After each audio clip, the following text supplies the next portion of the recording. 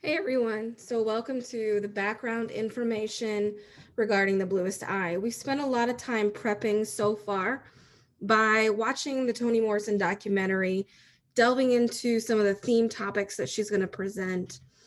And you did a little bit of investigation last week when I asked you to think about a couple different um, discussion topics in your book club groups. And we're going to finish that obviously on the 17th in class. But you're watching this as part of an ed puzzle because it's what we would traditionally do in class when I'm going over a new novel. However, we're not in class. And so you're watching this in order to just gain a little bit more context, a little bit more information about the bluest eye. So what I'm going to suggest is that you pause periodically and take notes. There will be one or two questions towards the end of the ed puzzle, but really you're going to get credit for watching the entire thing, taking notes, and it will lend itself to conversation when you guys discuss the bluest eye in your book club discussions, but it will also help you with essays and possible timed essays later and the final project. So it's probably going to be a good idea to take some notes, and wherever you keep those notes is fine. So first of all, you do know it was written between the years of 1962 and 1965. It's first published in 1970. So it takes place in the 1940s, like the background, the setting of the bluest eye in the book is the 1940s. But understand that Toni Morrison, is writing it in the 60s, and that is important, and we're going to discuss why. So setting is Lorain, Ohio, 1941. This is where Toni is from. So she sets it in her old hometown. And it centers on a girl named Pecola Breedlove. She comes from a poor and poorly adjusted Black family. So there's not just poverty, but there's some issues going on in that family. And you get to hear the different stories as to why those issues are happening. So ultimately, what you need to understand before reading is that you're going to find out that Pecola feels really ugly, that she wishes she had blue eyes like Shirley Temple, who was like a big child movie star during that time. She feels like if she has blue eyes, it's going to make her beautiful. It's going to make her accepted. And what she can't verbalize as a young child, or what she doesn't realize, is that she has internalized self-hatred. She has internalized the idea that Black is not beautiful. And that's a very dangerous thing because no one in her life is telling her that it is, and it leads her down a really negative pathway. So the question you might ask yourself is, who is Shirley Temple? Now, I grew up with Shirley Temple and really didn't look at it through this lens of that she was the white ideal. As I'm older, I'm thinking, wow, she really had a lot to do with beauty standards. Like I didn't think I thought I had to have curly hair. I thought I had to have blue eyes, even as a white person. But it becomes, if that is all that is seen in media during that time, then, then what you're going to find out is that there was no real person to hold up to say, no, Black is beautiful as well. Okay. And so if you've ever seen her, she kind of looks like I wish Mother was here. This is the Candyland Hour for all good children. The orchestra will play our theme song. You know that song, don't you? Sure I do. Well, then sing it. Come on. Come on, Charlie, sing it.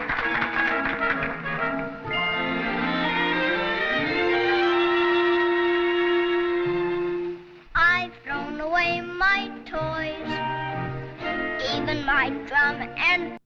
So what's fascinating now, what you see is she is surrounded by men, and often in many of her pictures she was a 4 to 5 year old. So that was, looking back, I'm like, that's interesting. But I need you to start thinking, what does this scene imply about standards of beauty?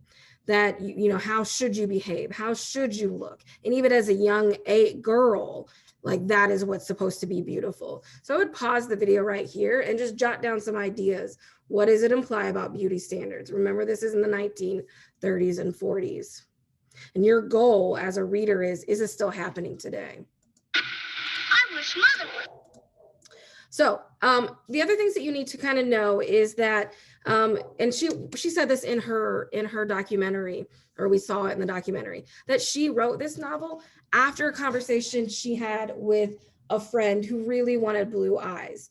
And this particular young Black girl was really dark skinned, and she felt that she was not beautiful at all. This makes Toni Morrison angry because she grew up, Toni Morrison did, in a household that celebrated Black excellence, that celebrated Black is beautiful, right? And so the narrator of our book is called Claudia McTeer.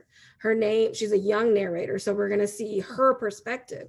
And it's not Toni Morrison, you need to keep that in mind. But I would venture to say that Claudia McTeer is based on Toni Morrison in this idea that even Claudia gets mad at Pecola, who is the other person in the book, because of this. And it makes her angry.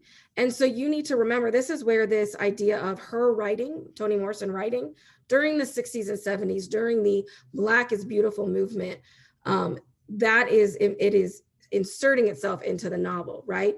Context is important. No writer writes anything in isolation. You have to understand the concept or the context. So she decides to write a novel about how internalized racism affects young Black girls, that it's not always the overt racism that happens that affects people. Yes, it does. But what she's really concerned about is what happens when young Black girls, specifically, because she's focused on girls in this novel, what happens when they internalize that racism and there's no one in their life to say that that is a wrong message, right? And so that's really what the crux of her novel is. So when you think about the Black is Beautiful movement happening in the late 60s, early 70s, you can even ask maybe your grandma or your aunt or your uncle or your parent about this. I'm sure they would have more to add. But it is a cultural movement in the United States. And really it was kind of to get this idea of that Black people's natural features are not beautiful, that they inherently are. Skin color, any color, right? All the shades, facial features and hair, etc. And this is like right around that time during the Civil Rights Act comes out in '64. There no, segregation is no longer lawful, etc. And so basically it was kind of this movement to say, look, stop straightening your hair, stop perming, it's all that sort of thing, stop bleaching your skin, Black is beautiful. And it comes out in all sorts of ways. It comes out in the music industry, it comes out in TV and so forth. So there's this huge, big push for that, okay? And so what you need to think, that it encouraged people to feel better about themselves. But what you need to consider as you're reading is, how did that writing during that time inspire her to write the book? So as you're reading, you want to keep that in the back of your mind. I don't want to, this is a video and I'm going to link it when I post this on Google Classroom. But this is like a 3-minute blurb, kind of going more in depth, that I think you should watch, but I'm not going to show here just because I need to move on. And some of you might say, well, what's that? Black is beautiful. I've grown up with that. I love myself. I don't have internalized, I've not internalized any negative messages. And you're right. Like there's still a push for it though. The fact that you've got brown skinned girl coming out, that Beyonce is pushing, like, yes, we are all beautiful, all shades of us, leads to that conversation about colorism. So it's still relevant in 2021 because it's still happening, where whiteness is still considered the ideal beauty, or at least it's portrayed in the media. And so citizens need to call their media out and so forth. So I'm not gonna play this video, but I really think that I'm gonna link it and watch it. I'm sure many of you have seen it, but how does that add to that conversation of colorism and Black is beautiful, and why is that still relevant with Toni Morrison's novel? So I want you can pause here, go listen to it, write down your notes, etc. But understand that it is still most definitely still an issue that needs to be discussed today. So historical context that you need to know about the setting, not when Morrison is writing, but the setting of the novel is the 1940s. And during this time, you've got a lot of poverty that's going on with many families, but especially with poor Black families during the Depression. So there's that fallout. They're dealing with the effects of racism and segregation. They're still dealing with how self-image by the media is encouraged. And it's not just about beauty, but it's about being happy. Like, to be happy, everyone has to be happy. And I'm sure, if you think about it, that was also when World War II was about to start, or, was in the process. And everyone, be happy, everything's okay, right? So that's happening in the background of Pecola's story in The Bluest Eye. And really, we're looking at Lorain, Ohio. This is a farming community. It's a small town. It's a rural town.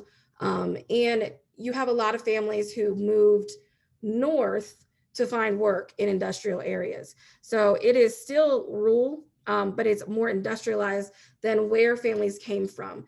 That references the migration of many Black people from the north, or from the south to the north. And so that is also going on, right? People are moving and they're like, okay, it's going to be a better life. I'm in Ohio, I'm out of segregation. And what they find out is that it's not always true. So all of that is in the background as well. And that's something that you need to remember as you read. As far as reception, there were a lot of people that celebrated this novel. It is, in my opinion, one of the best novels, but it does portray very tough situations. And this is one of the reasons why I had you and your parents turn in a form that was like, yes, I can read it, because it's not like it dwells on these things, but these things that are happening that you see in the slide, domestic violence, there's racism, there's an incident of Pecola's whole situation, there's incest, and she's not shying away from it. So Morrison is saying, look, you're gonna see it all. I want to let you know that this is what's going on in this person's life. What you do need to keep in mind as you're reading is she's not saying that this is every single Black family. That is not what is happening at all. And I don't ever want you to make that assumption. But she is saying, she's really building this character out of what happens when a child has been let down by every single person in her life. At every step of the way, she was let down. There was no one coming in to step up and say, well, you are beautiful, right? Or, well, this is wrong, at every point in her life. And so what Toni Morrison is really looking at is, what does that do to you? What does that do to a person? And why, but she's also asking the reader, this thing goes on. You need to start looking at yourself as well. So there's several themes, and I think that you guys have a list of them. Some of them are here, but not all of them. One of the themes that some of you might be following is whiteness as the standard of beauty. And so she's internalized it. Pecola has internalized this, and you need to consider that, how that affects the characters in the novel, and because of this societal standard, which is bogus in the first place, right? So you need to consider that and the effect on her, who has no one sticking up for her. Remember, at every point in Pecola's life, she's never had someone step in, right? Parents who were supposed to protect her don't protect her. So every point in her life is that way. And then she's got this whiteness as a standard of beauty, and she believes at a young age, well, what if I had blue eyes? That would fix all my problems. As young adults, we know that that's not true, but in her mind, that is what she thinks. I'm gonna have you guys pause here, take notes. Another theme that is not mentioned in one of the ones you probably chose is this idea of being seen versus seeing other things versus being seen. So she wants these blue eyes, and she knows, and is unrealistic, but she does have a certain insight that is true. She feels like the cruelty she witnesses and experiences is connected to how she is seen, right? That because she is Black, this is what it is. And so the novel is going to delve into that. She thinks that if she had those beautiful eyes, she imagines people would not want to be ugly to her because she is not ugly. And we know as adults and young adults that is not true, but she's young, right? She's grown up like this. And so one of the things you need to start thinking to yourself, maybe jot this question down as you're reading, is what do Black women in the novel have to sacrifice in order to see themselves as beautiful? What are they sacrificing to see that as part of themselves? The power of stories, that was one option with themes that you could have picked. There are multiple stories. You're going to get multiple point of views. You're going to hear Claudia's point of view, because if Pecola were to tell her own story, she's got a lot going on that she may not be as reliable to tell the full story. Not in a negative way, but Claudia gives more, shapes it more, is able to tell more of the story. But you're going to hear different stories from different characters, and you need to consider, like, why would they tell their individual story? What does it reveal about them? And I want you to think about this. Are the characters in this novel, are they inherently good or inherently bad? And I think one of the things you're going to start to find out is even the person that does the most horrific thing, when you hear that person's story, you start to say, well, I mean, how could he not? Or how could she not have done this, right? She's got all this other things in her background. And so this idea of telling stories and as part of empathy, as part of understanding each other, as a way to move on. It has power for both good and evil. And so you're going to look at that as you continue reading The Bluest Eye. Some of the things that you need to recognize are motifs, and motifs can be symbols, can be concepts, can be objects, but there's repeated so much that you're like, oh my gosh, the author is saying something about this. A symbol can be repeated once or twice and it can still be a symbol, but not all motif, but if it's repeated multiple times throughout the entire thing, it becomes a motif. And one of the things you're going to see is the Dick and Jane narrative. This was a primer that people grew up reading to learn how to read, right? But it's very stereotypical, and it's expressing what makes a good mom and a good dad and a good child. And all of those are stereotypes which you're going to be working on during class. I'm not going to go super deep into that because I'll do that in class. But you need to, one of the things you're going to find out is that Morrison starts off with a section from one of the Dick and Jane reading primers, and it gets distorted. And then the chapter headings throughout the novel, well, there's not really chapters, but there's, parts, but in different sections, there are excerpts from the primer. And so I want you to pause here and write this question down. What is the significance of this reference? You need, every time it's referenced, why? What does it have to, like, what's it going back to? What is she doing by repeating this so many times? And why did she alter some things? You also want to notice seasons and nature as you're reading. That's another motif. In fact, she organizes her whole book around the seasons, the 4 seasons. And we're going to talk about, as we get to each season, why. There are some symbolic things that are going on with seasons, but you need to start, she's going to mention it. She's going to talk about it. It's going to be repeated so many times, kind of like that song that gets stuck in your head. And you're like, oh, that must be important because it keeps repeating. Same thing with motifs. And so as you read, consider, what do we associate with those seasons just in our normal everyday life? What do you personally associate with those seasons?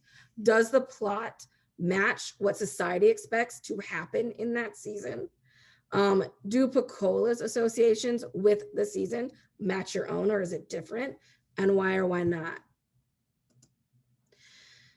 Obviously, this is all about color, colorism, etc., internalized racism. So another motif you're going to see is a lot of references to whiteness and color. So I need you to consider the duality, what whiteness represents in the novel. It represents many things, but you're going to look very deeply. So I pause here, jot these questions down somewhere so that you can start picking up on that. I want you to pick up how often does she mention it?